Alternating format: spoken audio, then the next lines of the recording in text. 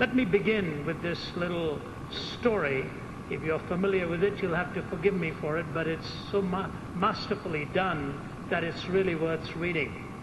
It's about this country character who wanted to go into the pastorate, and so he went and applied to the denomination, and the superintendent and all of the committee met together to examine his doctrinal capacity and put to him a very simple question. Well, Sam, will you tell us the parable of the Good Samaritan? Yes, sir. I will, sir. Once there was this man traveling from Jerusalem to Jericho, and he fell among thorns, and the thorns sprung up and choked him. And as he went on, he didn't have any money, and he met the Queen of Sheba, and she gave him 1,000 talents of gold and 100 changes of raiment. And he got into a chariot and drove furiously. When he was driving under a big juniper tree, his hair caught on the limb of that tree. And he hung there many days, and the ravens brought him food to eat and water to drink. And he ate 5,000 loaves of bread and 2 fishes.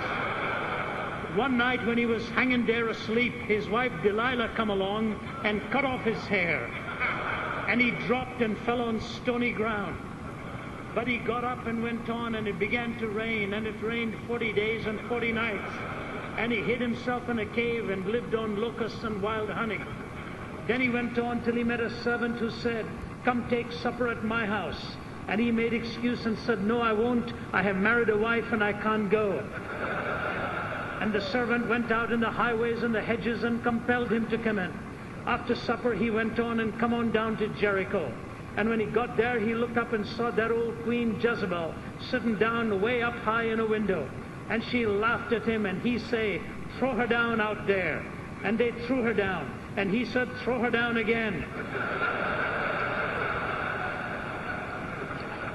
And they throwed her down 70 times 7. And of the fragments that remained, they picked up 12 basketfuls, besides women and children. And they say, "Blessed are the peacemakers," P-I-E-C-E. Now whose wife do you think she will be on the judgment day? You know, this guy had to know an awful lot of the Bible, but he sure got the question and the answers mixed up.